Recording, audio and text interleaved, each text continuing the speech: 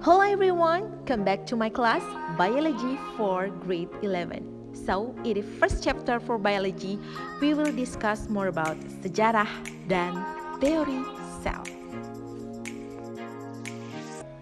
Nah, berbicara tentang sejarah sel, ada 5 tokoh hits penemu sel yang sering kelihatan ya. Itu Miss sudah kasih cara cepat untuk mengingat Roa Rouffejo, Robert Hooke, Antonio van Leeuwenhoek, Robert Brown, Felix Durdjardin, and Johannes Purkinje. Kalau Robert Hooke, dia penemu sel. Antonio, penemu bakteri. Robert Brown, nukleus. Felix Durdjardin, sarkode atau cairan sel. Dan Johannes Purkinje, protoplasma. Jadi inilah 5 tokoh hits penemu tentang sejarah sel.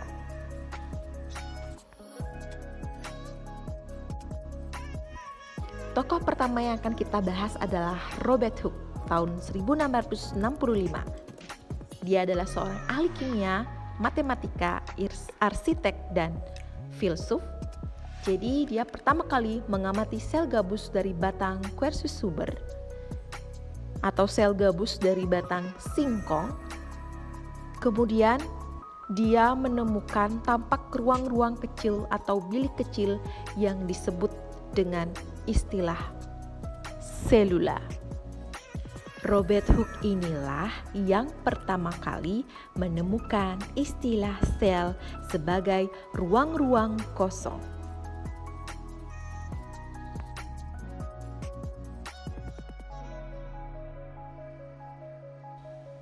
Penemu selanjutnya adalah Antonio van Leeuwenhoek. Dia adalah seorang ilmuwan Belanda, mikrobiologi pertama. Jadi, Antonio van Leeuwenhoek ini pertama kali mengamati air rendaman jerami. Ketika dia amati di bawah mikroskop, dia menemukan ada makhluk kecil yang bergerak-gerak yang disebut dengan bakteri. Beliau inilah yang menemukan mikroskop pertama kali dan meneliti adanya mikroorganisme yang terdapat di dalam air rendaman jerami. Ilmuwan berikutnya itu adalah Robert Brown, yaitu seorang botanis dari Skotlandia. Beliau mengamati sel-sel pada tumbuhan Orchidaceae, yaitu pada bunga anggrek, dan menemukan inti sel yang kemudian disebut dengan nukleus. Ilmuwan selanjutnya yaitu adalah Felix Durdjardin. Beliau adalah ahli biologi yang berasal dari Prancis dan dia menemukan sarkode, yaitu sebagai cairan sel. Sedangkan ilmuwan terakhir itu adalah Johannes Purkinje. Beliau adalah seorang ilmuwan atau ahli anatomi dan ahli faal berkebangsaan Ceko. Beliau menemukan protoplasma, itu adalah cairan dasar sel. Teori sel. Ada 4 teori sel, di antaranya Miss kasih cara cepat SHPF. Teori sel secara struktural, hereditas, pertumbuhan, dan fungsional. Apa sih maksud dari keempat kata tersebut? Mari kita bahas.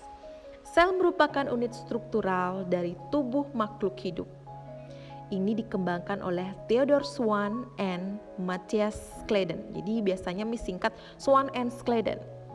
Yang kedua, sel merupakan unit hereditas dari tubuh makhluk hidup.